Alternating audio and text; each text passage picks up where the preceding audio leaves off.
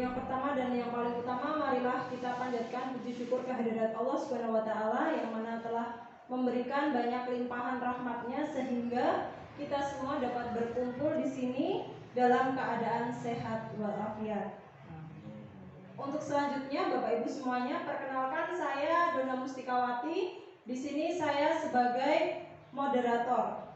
Dan di sini kita akan mendengarkan desiminasi implementasi budaya positif dalam menyajikan pembelajaran yang aman, nyaman, sesuai dengan kodrat alam dan zaman berdasarkan filosofi pendidikan Ki Hajar Dewantoro. Adapun susunan materi atau susunan acara yang akan berjalan pada siang hari ini. Untuk yang pertama adalah pembukaan, yang kedua pemaparan materi, yang ketiga sesi tanya jawab, dan yang keempat adalah penutup. Untuk acara yang pertama, marilah kita buka acara ini dengan bacaan basmalah bersama-sama. Bismillahirrahmanirrahim. Terima kasih. Lanjut saja untuk acara yang kedua, yaitu pemaparan materi. Kali ini materi akan disampaikan oleh Bapak Reki Adriawan selaku CGP Angkatan 7 Kabupaten Wonogiri, guru dari SD Negeri 1 Malopoharjo. Waktu dan tempat kami persilahkan. Ya. Baik, assalamualaikum warahmatullahi wabarakatuh. Puji syukur kehadirat Allah Subhanahu wa taala, pada siang hari ini kita masih diberi kesempatan, diberi kesehatan untuk dapat melaksanakan kegiatan desiminasi implementasi budaya positif dalam menyajikan pembelajaran yang aman, nyaman, sesuai dengan kodrat alam dan zaman berdasarkan filosofi pendidikan Ki Hajar Dewantoro. Ibu Kepala Sekolah yang terhormat, rekan-rekan guru dan tenaga kependidikan SDN 1 Malopoharjo yang saya hormati, pada siang hari ini saya akan menyampaikan materi yaitu tentang implementasi budaya positif dalam menyajikan pembelajaran yang aman, nyaman, sesuai dengan kodrat alam dan zaman berdasarkan filosofi pendidikan Ki Hajar Dewantoro. Materi ini terdapat dalam modul CGP Angkatan 7 yang telah saya pelajari beberapa bulan yang lalu.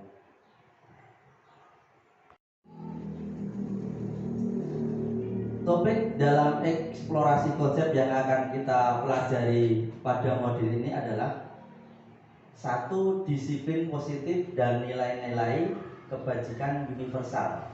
Yang kedua, ada teori motivasi, hukuman, dan penghargaan serta restitusi. Yang ketiga adalah keyakinan kelas.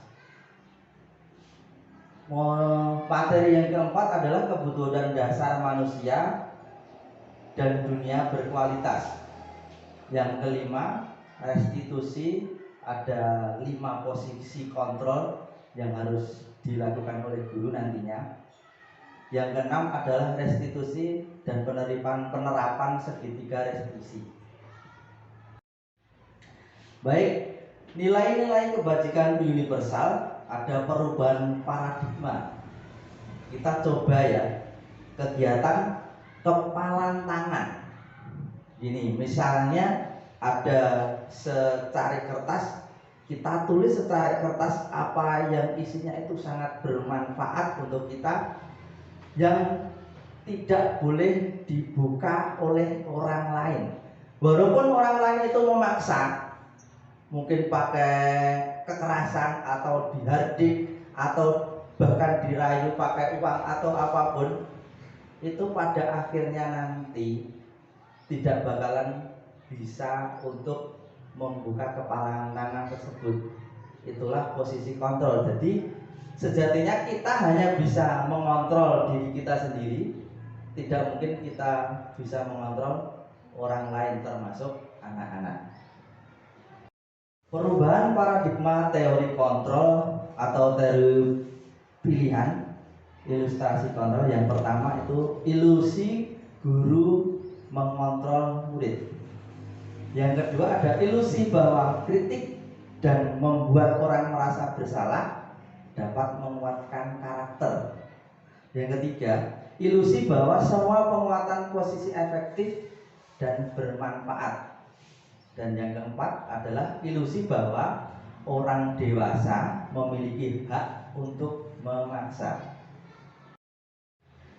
Ilusi guru mengontrol murid.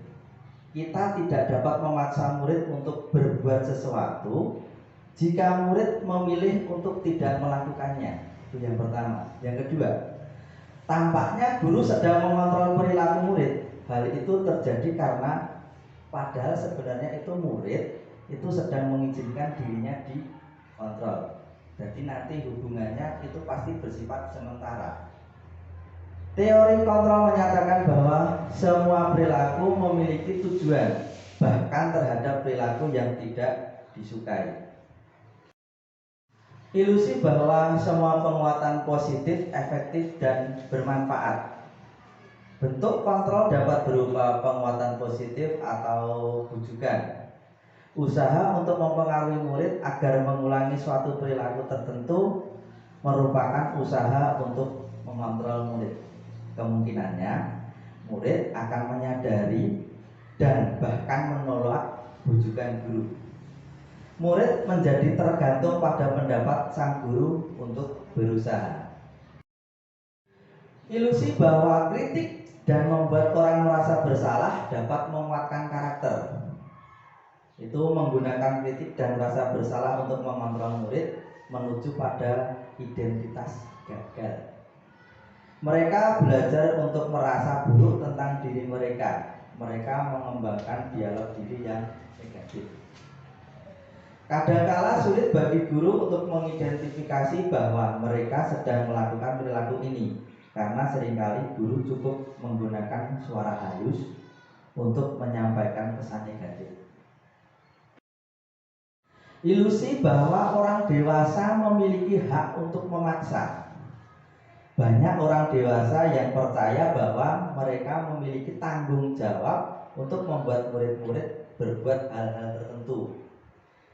Apapun yang dilakukan dapat diterima selama ada sebuah kemajuan berdasarkan sebuah pengukuran kinerja. Perilaku memaksa tidak akan efektif untuk jangka waktu panjang dan sebuah hubungan permusuhan akan terbentuk. Baik, ada disiplin positif, ada teori kontrol, teori pilihan menurut Dr. William Glasser. Anda tidak bisa mengontrol orang lain, hanya Anda yang bisa mengontrol diri Anda sendiri. Dan semua perilaku memiliki tujuan. Model berpikir menang-menang, kolaborasi dan konsensus menciptakan pilihan-pilihan baru. Realitas kebutuhan kita berbeda. Kita berusaha memahami pandangan orang lain tentang dunia. Setiap orang memiliki gambaran berbeda. Ada makna disiplin di sini. Belajar kontrol diri dengan menggali potensi kita agar tercapai tujuan mulia, yaitu suatu menjadi seseorang yang kita inginkan berdasarkan nilai-nilai yang kita hargai. Nanti ada tiga teori motivasi. Yang pertama, untuk menghindari hukuman. Jadi motivasi anak-anak itu melakukan sesuatu itu hanya untuk menghindari hukuman. Yang kedua, itu untuk mendapatkan imbalan. Imbalan itu juga mungkin berbentuk penghargaan atau berbentuk ujian. Itu termasuk motivasi ekstrinsik, jadi dari luar, motivasi dari luar. Dan yang ketiga yang harus kita kembangkan, kita bentuk untuk anak-anak adalah untuk menghargai diri sendiri. Itu motivasi dari dalam diri anak sendiri, intrinsik. Ada 5 posisi kontrol dari seorang guru atau seorang pengajar yang mungkin sudah pernah kita jalani, cuman kita tidak tahu kita sebagai posisi kontrol itu sebagai apa? Mungkin kalau nanti Bapak Ibu membaca mungkin ternyata selama ini saya sebagai satu itu ada sebagai penghukum. Nanti kita lanjutkan penjabarannya. Yang kedua, ada pembuat rasa bersalah. Yang ketiga, kita berposisi kontrol sebagai teman. Dan yang keempat, kita berposisi kontrol sebagai pemantau. Dan yang kelima, yang terakhir, posisi kontrol sebagai manajer. Ini yang harus kita kembangkan dan harus kita pelajari. Ada 5 kebutuhan dasar manusia.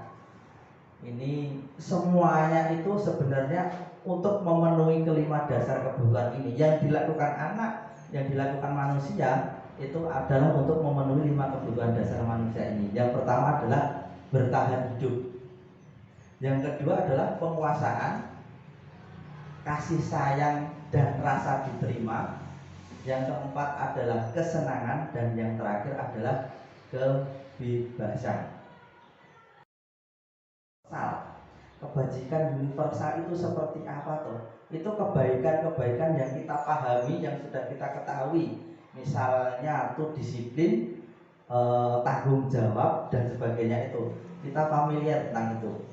Terus nanti kebajikan-kebajikan universal itu bisa kita rinci, kita jadikan keyakinan kelas melalui kesepakatan. Jadi keyakinan kelas kok bukan peraturan, kok harus keyakinan. Nanti kita pelajari sampai di situ. Karena ini penting. Ini yang mau saya terangkan untuk diseminasi kali ini adalah keyakinan kelas ini. Jadi kalau peraturan itu sifatnya seperti memaksa dan kayaknya kejem gitu. Kalau peraturan itu identiknya. Kalau keyakinan kelas itu kita buat berdasarkan kesepakatan. Jadi kita gali dulu anak yang baik-baik itu apa toh, kita jadikan keyakinan kelas. Nanti kita pelajari bersama. Terus yang terakhir adalah penerapan segitiga restitusi.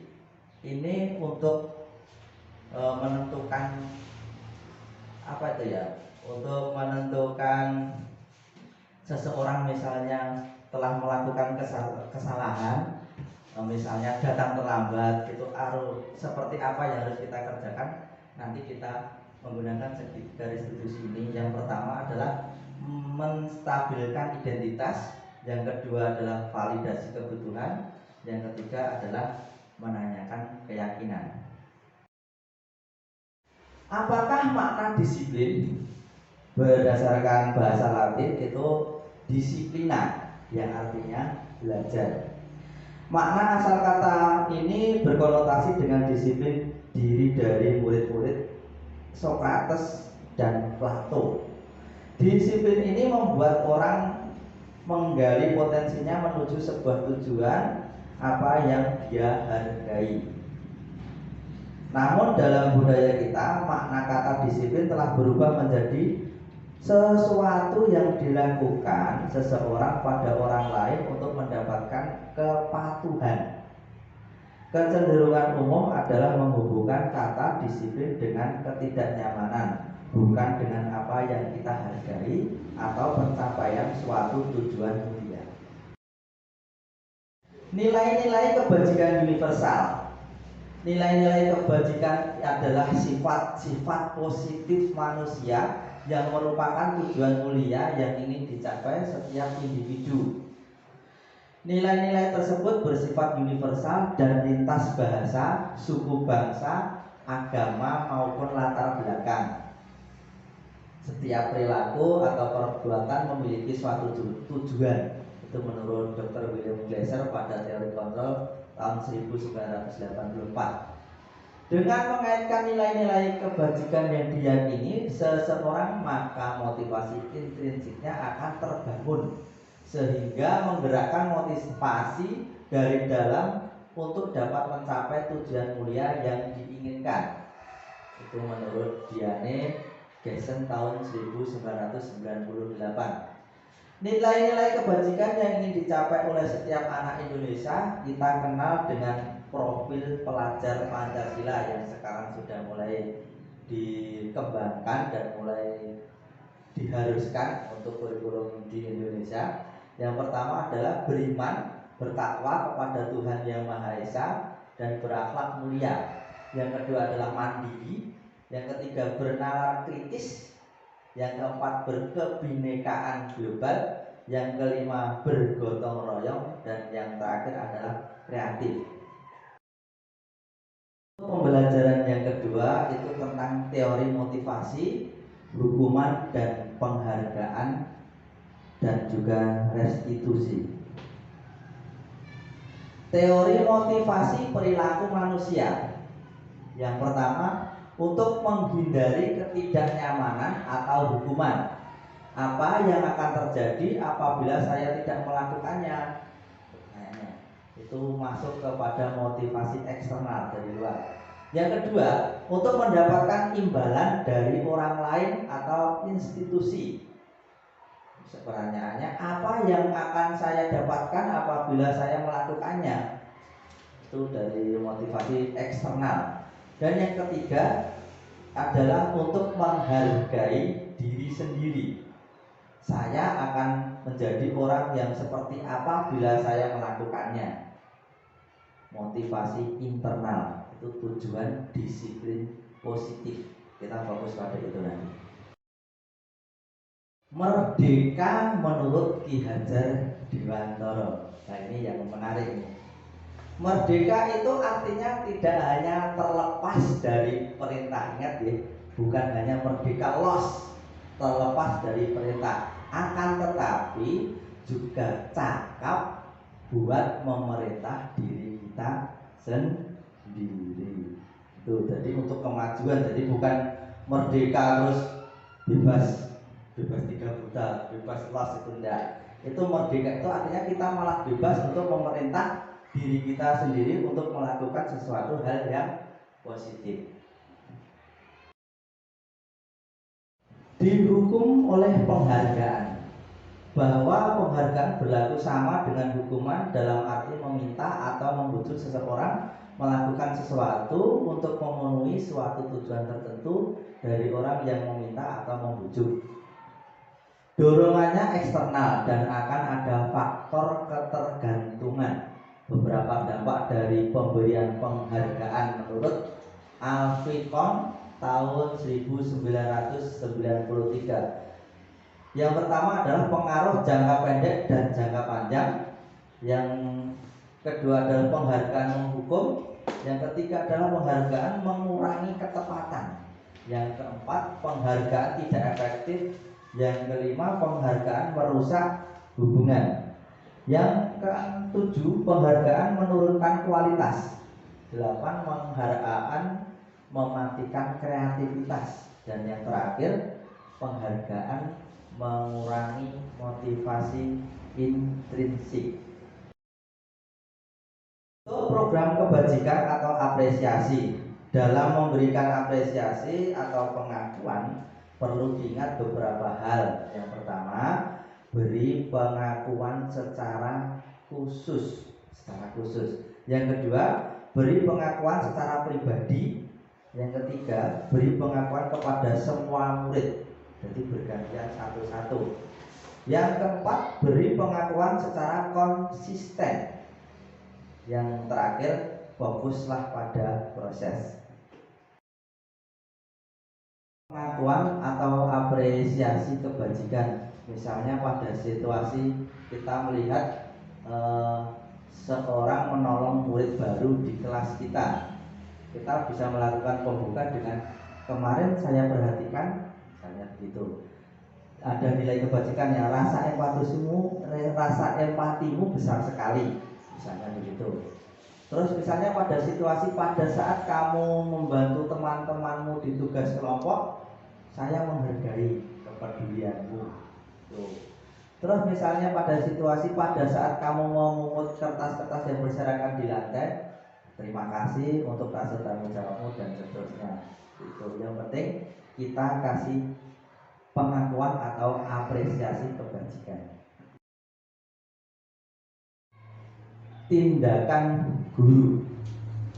Bapak Ibu perhatikan bersama-sama ya.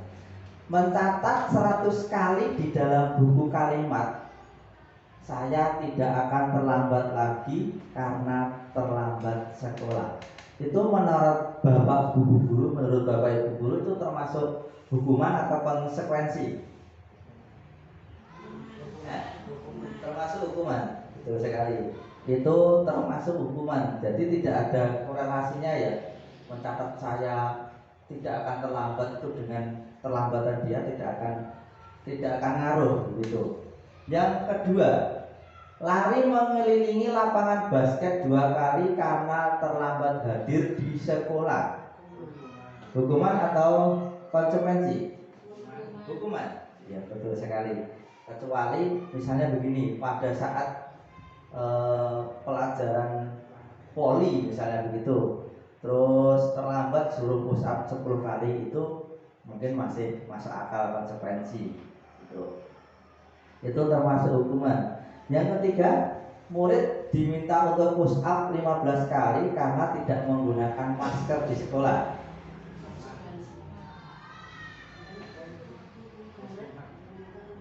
Push up 15 kali karena tidak menggunakan masker di sekolah. Hukuman atau konsekuensi? Hukuman. Tidak ada hubungannya ya, mosok tidak bawa masker suruh push up kan tidak masuk akal gitu. Itu termasuk hukuman. Terus yang selanjutnya mengganti kertas tugas teman yang telah dicoret-coret. Nah, itu konsekuensi harus kalau itu konsekuensinya. Terus membersihkan tumpahan air di meja tulis karena tersenggol pada saat belajar. Nah, itu termasuk konsekuensi dan hukuman. Terus murid disuruh untuk tidak menggunakan sepatu seharian di sekolah karena tidak mengenakan sepatu hitam. Hukuman atau konsekuensi? Tidak menggunakan, jadi dia misalnya memakai sepatu putih gitu di sekolah, terus suruh mencopot seharian tidak boleh pakai sepatu, itu termasuk hukuman atau konsekuensi? Konsekuensi atau hukuman? Nah, begini, itu ada 2 kemungkinan. Misalnya peraturannya kalau memang mengharuskan dan itu sudah disosialisasikan ke semua lapisan di sekolah, peraturannya harus menggunakan sepatu hitam, berarti itu konsekuensi. Tapi kalau belum disosialisasikan dan belum, istilahnya anak-anak belum tahu, itu ya termasuk hukuman, gitu ya. Kalau di sini konsepnya termasuk hukuman. Tapi kalau menurut kemarin karena ini juga kemarin pas waktu pertemuan Zoom juga banyak yang mengatakan konsekuensi. Karena itu tadi, misalnya peraturannya memang harus begitu, berarti kan itu konsekuensi, gitu. Dan yang terakhir, lari mengelilingi lapangan basket 2 kali karena terlambat 10 menit untuk mengikuti pelajaran olahraga. Konsekuensi atau hukuman? Nah, ini juga menarik. Kemarin banyak yang berpek fisik, masuk penari itu hukuman. Padahal emang pelajarannya olahraga. Berarti kan wajar kalau lari mengelilingi lapangan basket itu termasuk konsekuensi. Hukuman dan konsekuensi. Kalau hukuman itu sesuatu yang menyakitkan harus terjadi. Konsekuensi itu sesuatu harus terjadi. Kalau hukuman itu membuat anak sakit, baik fisik maupun hatinya untuk jangka waktu yang lama. Kalau konsekuensi ya mungkin membuat anak tidak nyaman, tetapi dalam waktu yang pendek. Terus hukuman itu anak membenci kedisiplinan. Kalau konsekuensi, anak akan menghargai disiplin. Kalau hukuman itu bersifat paksaan, kalau konsekuensi itu stimulus atau tanggapan. Kalau hukuman itu mendorong anak menyakiti diri sendiri. Kalau konsekuensi mendorong anak agar mudah menyesuaikan diri. Kalau hukuman itu konsep diri yang buruk. Kalau konsekuensi itu adalah konsep diri yang baik. Kalau hukuman itu anak belajar untuk menyembunyikan kesalahan. Kalau konsekuensi anak belajar untuk mematuhi peraturan.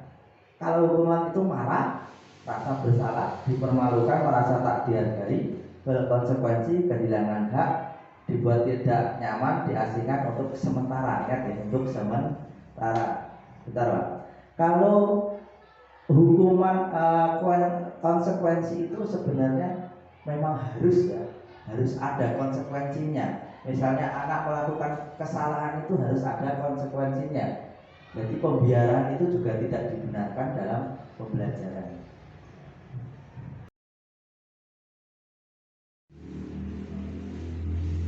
Apa itu restitusi? Restitusi adalah proses menciptakan kondisi bagi murid untuk memperbaiki kesalahan mereka, sehingga mereka bisa kembali pada kelompok mereka dengan karakter yang lebih kuat. Restitusi juga merupakan proses kolaboratif yang mengajarkan murid untuk mencari solusi untuk masalah mereka sendiri dan membantu murid berpikir tentang orang seperti apa yang mereka inginkan menjadi tujuan mulia dan bagaimana mereka harus memperlakukan orang lain. Itu menurut Gerson tahun 2004. Gagal dan identitas sukses. Identitas gagal itu biasanya berbentuk hukuman. Yang pertama, sesuatu yang menyakitkan harus terjadi. Kalau konsekuensi itu sesuatu harus terjadi. Kalau restitusi itu merupakan pilihan. Jadi anak itu pasti punya pilihan mau menjadi yang seperti apa. Selanjutnya, tidak nyaman untuk murid atau anak untuk jangka waktu panjang. Kalau konsekuensi tidak nyaman untuk murid atau anak untuk jangka waktu yang pendek. Kalau restitusi menguatkan untuk murid atau anak dalam waktu yang panjang. Identitas gagal untuk hukuman itu korban mendapatkan keadilan. Kalau konsekuensi korban bisa diabaikan. Kalau restitusi korban mendapatkan ganti. Kalau hukuman itu murid atau anak akan tersakiti. Kalau konsekuensi murid atau anak dibuat tidak nyaman. Kalau restitusi murid atau anak mendapatkan penguatan. Kalau hukuman itu perilaku pasif atau agresif meningkat. Kalau konsekuensi penguatan hanya bertahan dalam jangka waktu pendek. Kalau restitusi masalah terpecahkan. Untuk hukuman, sistem tidak akan berjalan bila murid tidak takut. Kalau konsekuensi memerlukan monitoring dan supervisi terus-menerus dari guru, harus dimonitor terus. Kalau restitusi, murid belajar bertanggung jawab atas perilakunya sendiri. Untuk hukuman berlaku hanya pada sebuah institusi, tidak berlanjut pada kehidupan nyata. Konsekuensinya membantu penerapan mengikuti peraturan dalam masyarakat. Kalau restitusi fokus pada pemecahan masalah dalam jangka waktu yang panjang. Hukuman peraturannya adalah kamu harus seperti itu. Konsekuensi apa peraturannya? Mampukah kamu melakukannya? Terima kasih. Restitusi apa yang kamu yakini, itu kembali kepada murid yang diinginkan dan diyakini. Apa yang bisa kamu lakukan untuk memperbaiki masalah ini? Itu kalau restitusinya. Kalau hukuman, murid atau anak membenci peraturan. Kalau konsekuensi, murid atau anak menghormati peraturan. Kalau restitusi, murid atau anak menghormati dirinya sendiri dan orang lain. Restitusi yang pertama bukan untuk menebus kesalahan, namun untuk belajar dari kesalahan. Yang kedua, memperbaiki hubungan. Yang ketiga, tawaran, bukan paksaan. Yang keempat, restitusi menuntut untuk melihat ke dalam diri. Yang kelima, restitusi mencari kebutuhan dasar yang mendasari tindakan. Yang keenam, restitusi diri adalah cara yang paling baik. Yang tujuh, restitusi fokus pada karakter bukan tindakan. Yang kedelapan, restitusi fokus pada solusi. Yang sembilan, restitusi mengembalikan murid yang berbuat salah pada kelompoknya. Itu keyakinan kelas. Bapak Ibu, mengapa tidak peraturan saja? Mengapa harus keyakinan kelas? Mengapa kita memiliki peraturan harus menggunakan helm bila mengendarai kendaraan roda 2? Kira-kira mengapa itu? Untuk keamanan, memang harus, gitu ya. Bukan hanya karena biar tidak ditilang polisi dan sebagainya, bukan seperti itu. Mengapa kita memiliki peraturan 3M, menggunakan masker, mencuci tangan, dan menjaga jarak 1,5 meter? Ya karena pada waktu itu pandemi, biar tidak terserang corona, intinya begitu. Yang ketiga, mengapa kita memiliki peraturan harus datang tepat waktu pada saat mengikuti pelatihan? Karena kalau kita mengikuti pelatihan atau pembelajaran, kalau kita terlambat juga kita akan rugi sendiri. Untuk mendukung motivasi intrinsik, kembali ke nilai-nilai atau keyakinan-keyakinan lebih menggerakkan seseorang dibandingkan mengikuti serangkaian peraturan-peraturan. Positif itu ada diagram lingkaran, ada lingkungan positif, keyakinan kelas, dan peraturan kelas. Yang sangat berpengaruh adalah lingkungan positif dan keyakinan kelasnya, bukan peraturan kelasnya. Contohnya misalnya ada peraturan selalu kembalikan buku ke tempatnya. Itu keyakinan kelasnya bisa berbentuk tanggung jawab. Itu sudah menyeluruh. Terus peraturan misalnya dilarang mengganggu orang lain. Keyakinan kelasnya menghormati orang lain. Peraturannya hadir di sekolah 15 menit sebelum pembelajaran dimulai. Itu keyakinan kelasnya adalah komitmen menghargai orang lain. Terus dilarang melakukan kekerasan. Itu keyakinan kelasnya untuk keselamatan, menghormati orang lain. Terus peraturannya dilarang menggunakan narkoba. Itu keyakinan kelasnya kesehatan. Terus peraturannya bergantian atau menunggu giliran. Keyakinan kelasnya adalah menghormati orang lain dan bersabar.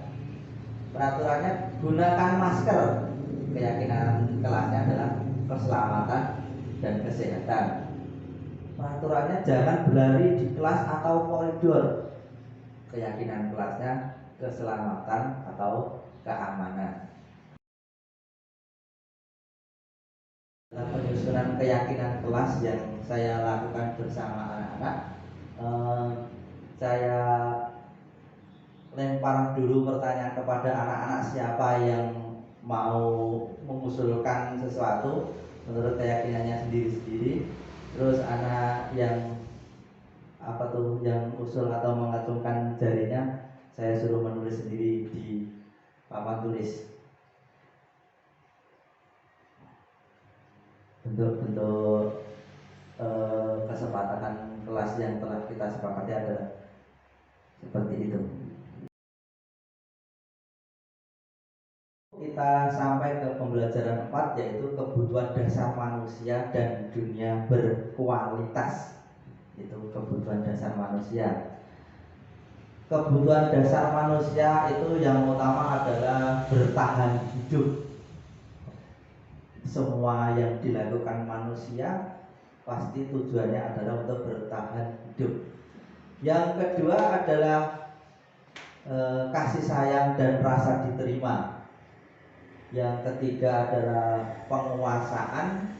Yang keempat adalah kesenangan. Dan yang terakhir adalah kebebasan. Ada 5 posisi kontrol.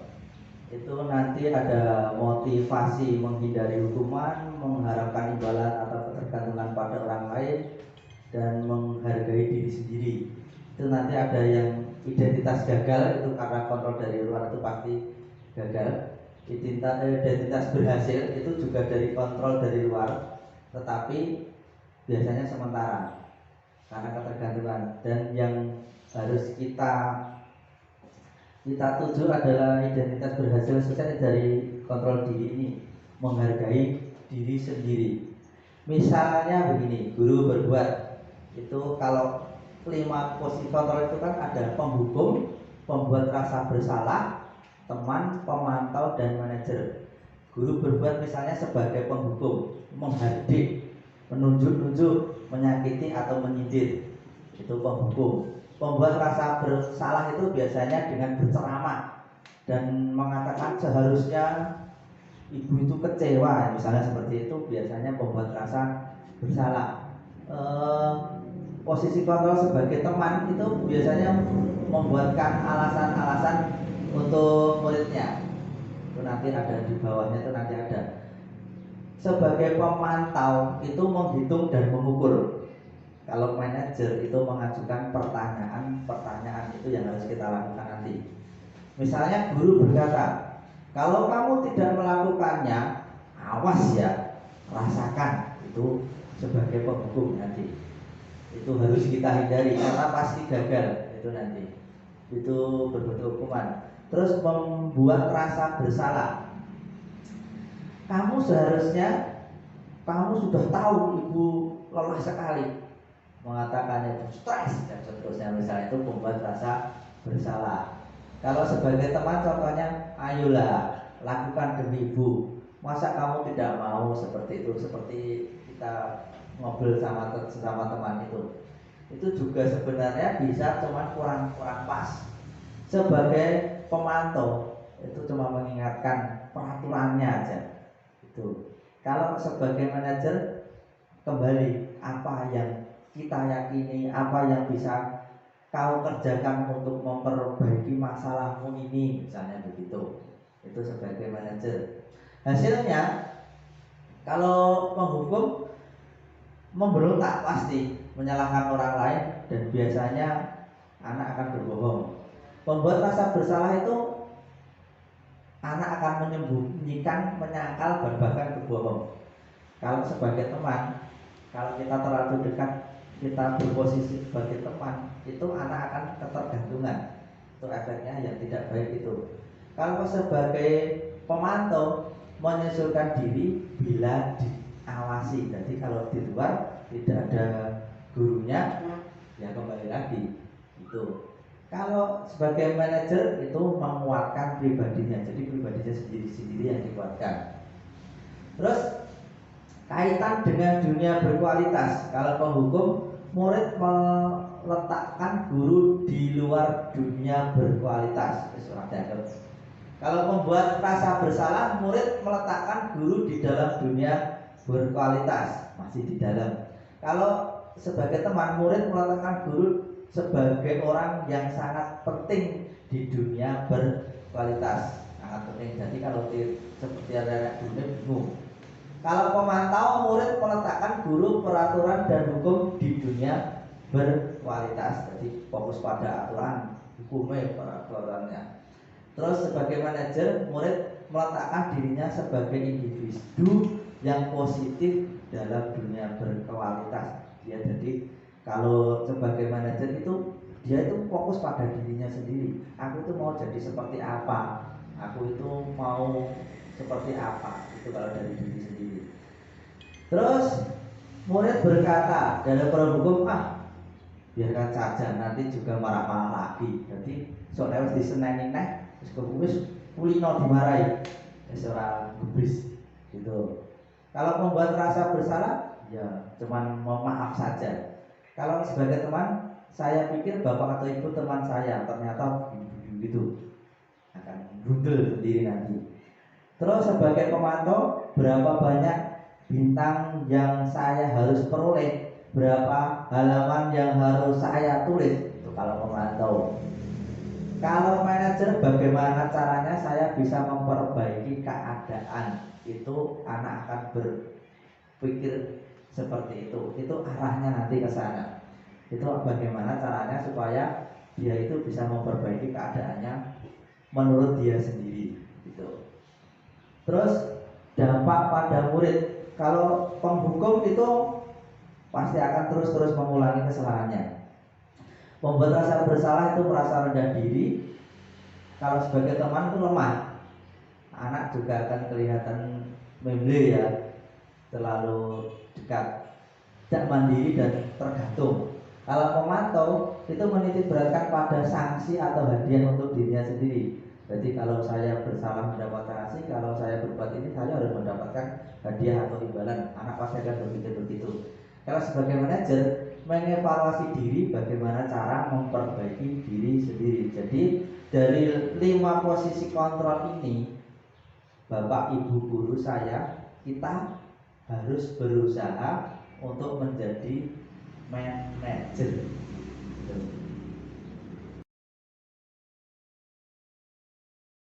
Kita sudah sampai pembelajaran 6 tentang segitiga restitusi.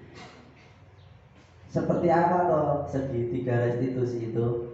Ya, yang pertama adalah menstabilkan identitasnya dulu, lalu validasi kebutuhan dan menanyakan keyakinan.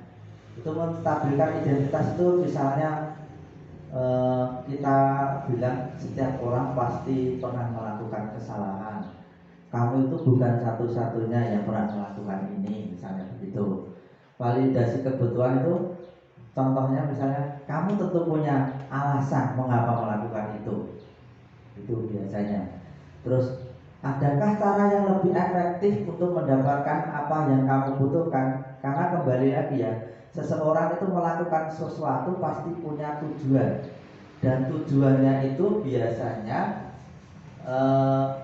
untuk memenuhi kebutuhan manusia yang sudah diterangkan tadi. Terus yang terakhir itu menanyakan keyakinan, seperti nilai-nilai apa yang telah kita sepakati. Kamu ingin menjadi orang yang seperti apa? Seperti misalnya seperti itu.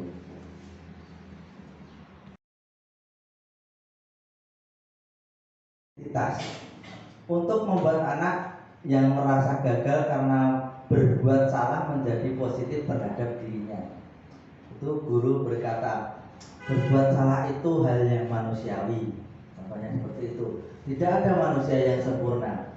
Bapak Ibu juga buat salah, kita pasti bisa menyelesaikan permasalahannya ini. Contoh-contohnya seperti itu. Bapak Ibu tidak tertarik untuk mencari tahu siapa yang benar, siapa yang salah. Bapak Ibu lebih tertarik untuk menyelesaikan masalah.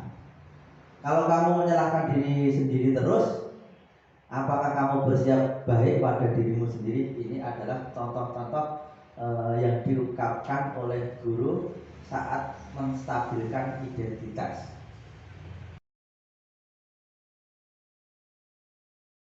Itu membantu murid mengenali basic need atau kebutuhan dasar yang ingin dipenuhinya ketika melakukan kesalahan itu. Ingat ya, semua yang dilakukan murid pasti ada tujuannya, dan tujuannya itu adalah 5 dasar kebutuhan manusia tadi.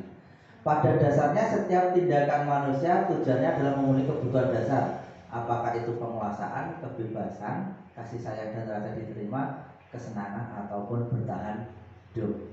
Itu bisa guru berkata, pertanyaannya misalnya, kamu bisa saja kan melakukan hal yang lebih buruk, tapi kamu tidak melakukannya kan? Itu anak akan menjadi lebih adem. Gitu.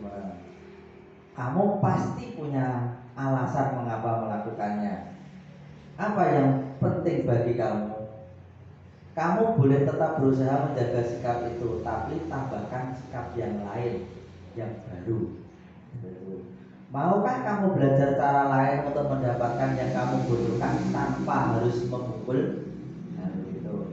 Apakah kamu bisa melakukan dengan lebih baik lagi besok? Itu pertanyaan-pertanyaan untuk memvalidasi kebutuhan anak tersebut.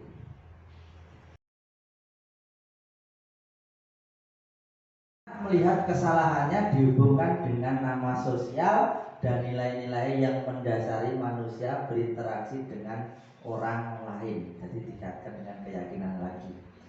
Itu guru berkata, bisa contohnya apa nilai yang kita percaya di kelas atau sekolah kita itu masih itu sesuai dengan kesepakatan yang sudah dibuat dalam kesepakatan kelas, keyakinan kelas dulu. Terus selanjutnya nilai-nilai universal apa yang telah kita sepakati masih kepada kesepakatan kelas yang sudah kita buat. Jadi dia pasti akan mengingatnya. Terus kelas yang ideal itu seperti apa sih? Kalau ini anak pasti akan, dia itu mau kelasnya itu seperti apa ya? Dia pasti akan berikan itu. Kamu ingin jadi anak yang seperti apa? Misalnya gitu, anak juga akan berpikir dia akan menjadi seperti apa. Karena setelah memenuhi kebutuhan dasarnya itu pasti akan gampang untuk menyanyikan keyakinannya ini. Terus apa yang kamu rasakan ketika kamu melakukan itu? Kamu mau menjadi orang yang seperti apa? Misalnya begitu. Itu contoh pertanyaan untuk menanyakan keyakinan. Menurut saya sudah selesai presentasi yang saya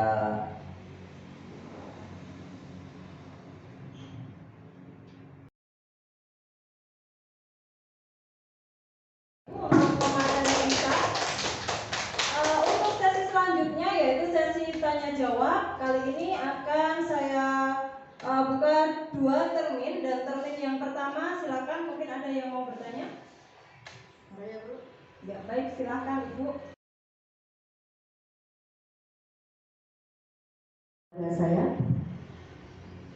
Saya ingin menanyakan, yaitu seberapa besar pengaruh keyakinan kelas terhadap budaya positif di kelas.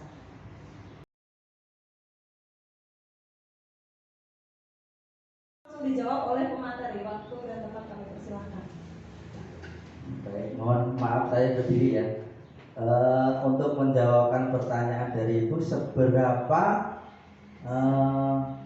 besar pengaruh keyakinan kelas terhadap budaya positif di kelas. Begini ya, kita kembali lagi, kenapa harus keyakinan kelas bukan peraturan kelas?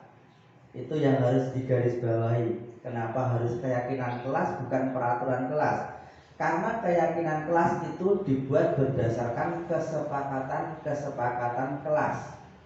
Dan kesepakatan kelas itu diusulkan oleh semua anggota di kelas. Jadi pastinya anak-anak akan mengusulkan kebajikan-kebajikan apa yang diyakininya yang bagus untuk diterapkan dalam kelas. Jadi otomatis budaya positifnya akan tercipta karena anak-anak itu timbul dengan sendirinya. Jadi anak-anak tertib itu karena dia mau sendiri, begitu, bukan karena peraturan yang ditulis oleh sekolah atau peraturan yang ditulis oleh bapak ibu guru. Intinya keyakinan kelas itu dibuat berdasarkan kesepakatan kelas, dan kesepakatan kelas itu lahir dari semua anggota kelas. Jadi otomatis itu faktor dari dalam diri anak sendiri, sehingga anak tertib positif itu dari dalam diri sendiri. Mungkin hanya itu yang bisa sampaikan. Semoga saja sudah memuaskan Bapak dan Ibu guru. Terima kasih.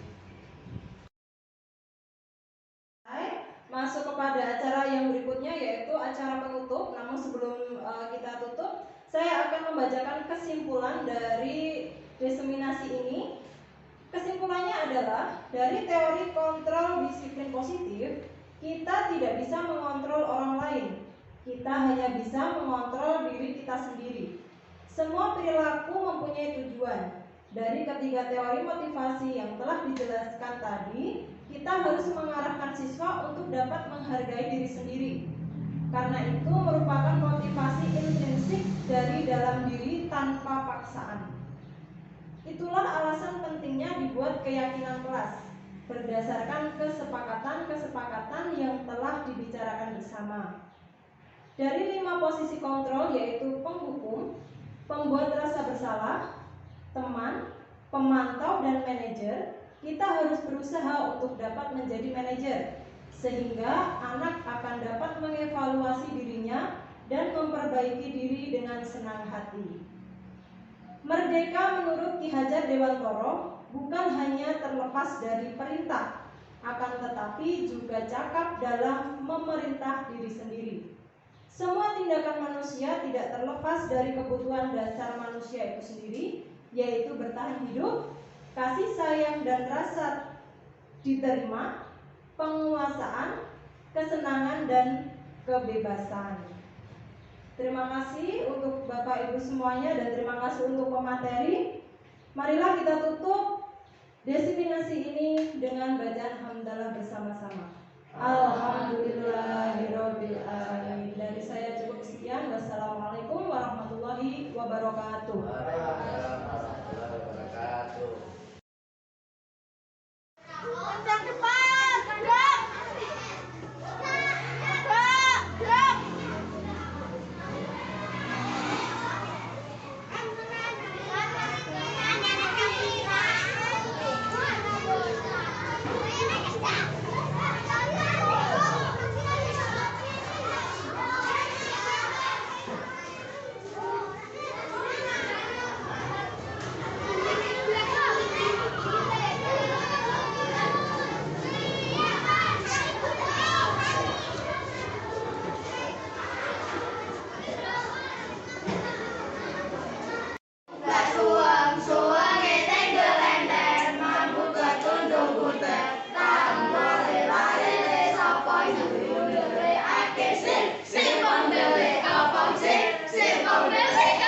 Iya, tepuk tangan dulu.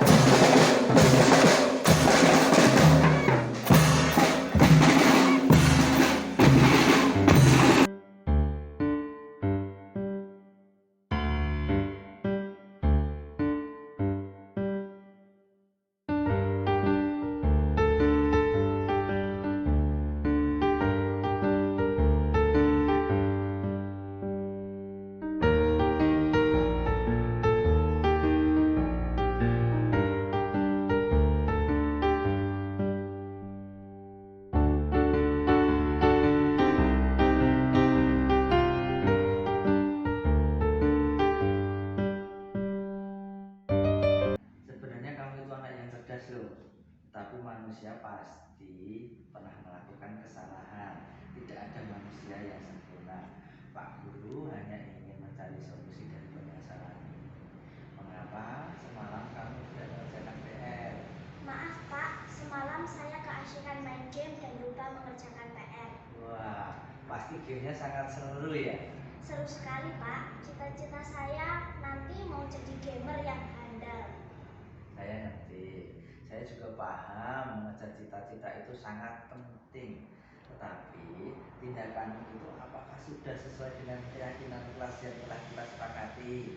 Tidak Pak, saya mengaku salah. Saya juga mengerti bahwa mengejar cita-cita membutuhkan ilmu yang harus dipelajari di sekolah. Baiklah, kalau begitu. Apakah kamu bersedia untuk memperbaikinya? Bersedia Pak, saya berjanji tidak akan mengulanginya lagi. Bagus, harus dilakukan dengan sungguh-sungguh ya. Sekarang, apa yang bisa kamu lakukan untuk menggantikan kesalahan yang telah kamu lakukan? Sepulang sekolah saya akan mengerjakan PR-nya Pak. Saya juga akan mempelajarinya lagi materi debit air yang belum saya mengerti. Baik, tadi kita belajar melaksanakan keyakinan kelas tentang Tanggung jawab. betul. Sekarang silahkan teruskan istirahat kamu ya. Terima kasih Pak. Adil, apakah kamu tahu mengapa Bapak panggil ke sini? Iya Pak, saya datang terlambat. Baik, Bapak tidak akan mencari siapa yang salah dan siapa yang benar. Tapi Bapak hanya ingin mencari solusi supaya kamu tidak terlambat lagi datang ke sekolah. Mengapa kamu datang terlambat? Kamu pasti punya alasan. Saya tidur kemalaman Pak. Loh, mengapa Pak bisa tidur kemalaman? Saya semalam main HP Pak. Gitu. Sekarang apakah yang kamu lakukan itu sudah sesuai dengan keyakinan yang telah kita sepakati? Tidak Pak. Masih ingat apa saja keyakinan kelas yang sudah kita sepakati? Datang ke sekolah tepat waktu, menggunakan seragam sesuai peraturan, mengerjakan PR, dilarang main HP saat jam sekolah. Baik, setelah kamu tahu keyakinan kelas yang telah kita sepakati, langkah apa yang akan kamu lakukan agar kamu tidak terlambat lagi? Saya berjanji akan mengurangi main HP Pak, dan saya akan tidur lebih awal supaya tidak bangun kesiangan dan tidak terlambat lagi Pak. Bagus, ingat ya, janji harus ditepati dengan sungguh-sungguh. Sekarang kembali lagi ke tempatmu. Terima kasih Pak. Assalamualaikum warahmatullahi wabarakatuh. Perkenalkan, nama saya Eko Nur Cahyo dari SD Negeri 1 Mlopoharjo. Saya adalah rekan kerja dari Bapak Reki Andriawan SPD, CGP Angkatan 7, Kabupaten Wonogiri. Melihat kembali apa yang telah disampaikan beliau dalam acara diseminasi pada hari Selasa kemarin tentang budaya positif, apa yang disampaikan Bapak Reki Andriawan sangat jelas dan dapat menambah pengetahuan saya. Sedikit yang dapat saya petik dalam paparan materi yang beliau sampaikan bahwa dalam menciptakan disiplin harus tercipta motivasi dari dalam siswa itu sendiri. Semoga budaya positif dapat tercipta di sekolah SD Negeri 1 Mlopoharjo ke depannya untuk lebih baik lagi. Terima kasih, dari saya cukup sekian. Wassalamualaikum warahmatullahi wabarakatuh. Assalamualaikum. Perkenalkan, nama saya Kinan. Saya murid kelas 5 SDN 1 Mlopoharjo.